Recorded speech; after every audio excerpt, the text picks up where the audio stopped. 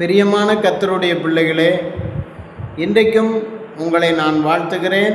நான் உங்கள் pastor Arun Ebenezer, FGPC ஜெப வீடு, கேட்டவரம்பாளையம், திருவண்ணாமலை மாவட்டம்.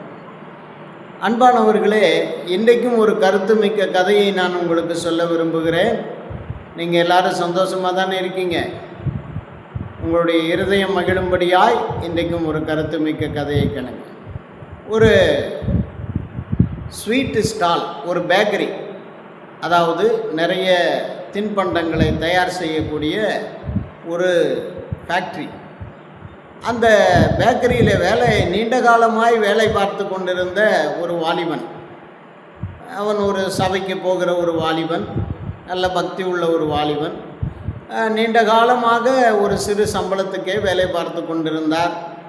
ஒரு நாள் தன்னுடைய முதலாளியை பார்த்து, முதலாளி, எனக்கு ஒரு 1000 ரூபாய் சம்பளத்தை சேர்த்து கொடுங்கள் என்று கேட்ட உடனே அவரை வேலையை விட்டு நீக்கிட்டார். அந்த முதலாளி வேலையை விட்டு நீக்கிட்டு, இந்த மாதிரி ஆள்லாம் எனக்கு தேவையில்லைப்பா, நான் கொடுக்குற சம்பளத்தை வாங்கிட்டு இருக்கிறதா இருந்தால் இரு, இன்றைக்கி மட்டும் உனக்கு என்ன இப்படி திடீர்னு ஒரு யோசனை, பண ஆசை அதிகமாகிருச்சா, நான் கொடுக்குற சம்பளம் உனக்கு போதாதுனாக்கா நீ வேறு எங்கேயாவது வேலையை பார்த்துக்க, வேறு எங்கேயாவது வழியை பார்த்துக்கன்னு சொல்லி அவரை உடனே அந்த கடையிலிருந்து, அந்த பேக்கரியிலிருந்து நீக்கிவிட்டார். மற்றவர்களெல்லாம் பார்த்தார்கள், பரவாயில்ல, இவன் ஏசுன்னு எப்பவும் சொல்லுவான், இவனுக்கு நல்ல வேணும், இவன் இயேசுவே இவனை என்ன செஞ்சிட்டாரு, உதறி தள்ளி விட்டார்னு அப்படியே சிரித்தார்கள்.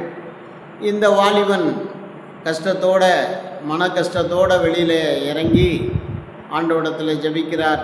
நான் என்ன செய்வது ஆண்டவரே, இந்த மாதிரி என்னுடைய முதலாளி எனக்கு இந்த மாதிரி வேலை இல்லாமல் பண்ணிட்டார், நான் சம்பளம் கேட்காம இருந்திருந்தா இந்த வேலை என்னை விட்டு போயிருக்காது, ஏன் இப்படி நடந்துச்சுன்னு தெரியல ஆண்டவரே, என்ன மன்னிங்க, நான் அப்படி எதுவும் தப்பு பண்ணியிருந்தா கூட எனக்கு வழிகாட்டுங்கன்னு சொல்லி அவர் நீண்ட நேரமாய் போராடி தன் மனதில் வேதனையோடு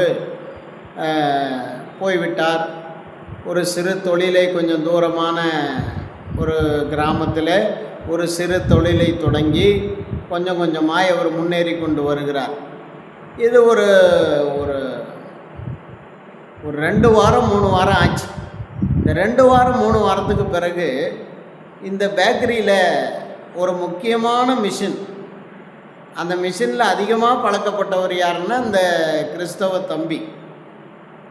அந்த மிஷினில் ஏற்பட்ட ரிப்பேரை சரி செய்யவே முடியல.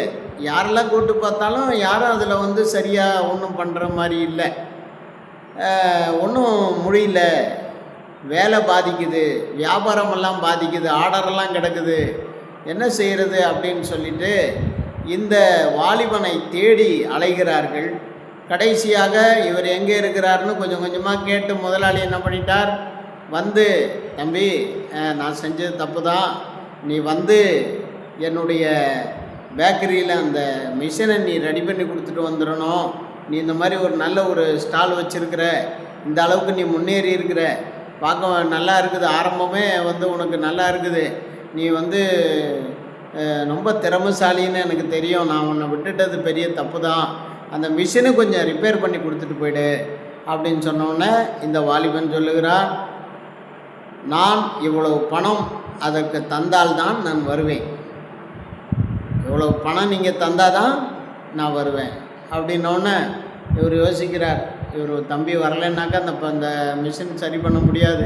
சரி தம்பி, நான் எவ்வளோ வேணாலும் தர்றேன், நீங்கள் அந்த மிஷினை ரெடி பண்ணி கொடுத்தா போதும் அப்படின்னோடனே இவர் வந்தார், பேக்கரியில் வந்தார், ரொம்ப மரியாதையோடு, ரொம்ப நல்ல கௌரவமாக உள்ளே வந்தார். அந்த மிஷினை போய் பார்த்தார், அந்த மிஷினை எல்லா இடத்தையும் சுற்றி பார்த்து உள்ளே ரெடி பண்ணார். அந்த மிஷினை சரி பண்ணி கொஞ்ச நேரத்தில் அந்த மிஷின் ஓட ஆரம்பிச்சிருச்சு. குறிப்பிட்ட பணத்தை வாங்கி கொண்டு அவர் என்ன செய்தார், நான் ஒரு நல்ல கடையை வைத்து இன்றைக்கி முன்னேறி கொண்டு இருக்கிறேன், எனக்கு நல்ல முறையில் ஆண்டவர் உதவி செய்திருக்கிறார், அதனால் இனிமேல் நீங்கள் என்னை வர வைக்கணுன்னா உண்மையிலேயே எனக்கு நீங்கள் கொடுக்க வேண்டிய பீஸை கொடுத்தாதான் நான் இனிமேல் வருவேன் என்று சொல்லிவிட்டு போய்விட்டார். அன்புக்குரியவர்களே, இந்த உலகத்தில் நம்மை ஏளனமாய் பார்க்கிறவர்கள், ஒரு சிறு சம்பளத்தில் இருக்கிறவர்கள் நினைக்கலாம், நான் இதுக்குள்ளேயே தான், இந்த அடிமைத்தனத்துக்குள்ளேயே தான் இருக்க போகிறேன், இந்த சின்ன சம்பளத்தில் தான் என் வாழ்க்கையை முடிய போகுதுன்னு. ஆண்டவரை நம்புகிற பிள்ளைகளுக்கு ஆண்டவர் சொல்லுகிறார், அவர் மேன்மையான காரியங்களை செய்கிறவர். அப்படிப்பட்ட நிலையில் இருக்கிறவர்களுக்காக ஒரு வசனத்தை நான் வாசிக்கிறேன். உபாகம புத்தகம் 28ஆம் அதிகாரம் 14ஆம் வசனம் சொல்லுகிறது, கர்த்தர் உன்னை வாளாக்காமல் தலையாக்குவார், நீ கீழாகாமல் மேலாவாய் என்று எழுதப்பட்டிருக்கிறது. இந்த வசனத்தின்படி ஆண்டவர் உங்களை ஆசீர்வதிப்பாராக. நீங்கள் செய்கிற தொழிலில் ஆண்டவர் உங்களை ஆசீர்வதிப்பார். நீங்கள் உண்மையாக நடந்து கொள்ளுங்கள், அதற்கேற்ற பலனை அடைவீர்கள். நல்ல பிதாவே, இந்த கருத்துமிக்க கதையை கேட்ட ஒவ்வொருவரையும் தேவன் ஆசீர்வதியும். இதற்கேற்ற பலன் ஆண்டவரே, இந்த கதையை கேட்ட ஒவ்வொருடைய வாழ்க்கையிலும் ஆண்டவரே, இதை கேட்ட ஒவ்வொருடைய வாழ்விலும் நல்ல பலன் உண்டாகட்டும். ஆண்டவரே, இன்றைக்கி ஆண்டவரே வேலை போய்விட்டதே, வேலை இல்லையே என்று தவிக்கின்ற தேவ பிள்ளைகள் ஆண்டவரே ஸ்தோத்திரம், தங்களை ஆண்டவருக்கு அர்ப்பணித்து உம்முடைய சித்தத்தை அறிந்து செயல்பட்டு முன்னேற உதவி செய்யும். வாளாக்காமல் தலையாக்குவேன், கீழாகாமல் மேலாவாய் என்று சொன்னீரே ஆண்டவரே, நீர் கீழாக்காமல் மேலாக்குகிற தேவன் என்பதை எல்லாரும் உணரட்டும். ஆசீர்வதி இயேசுவின் நாமத்தில் பிதாவே, ஆமென். அன்பானவர்களே, மீண்டும் ஒரு கருத்துமிக்க கதையோடு உங்களை சந்திக்கிறேன். ஆண்டவர் உங்களை ஆசீர்வதிப்பாராக. ஆமென்.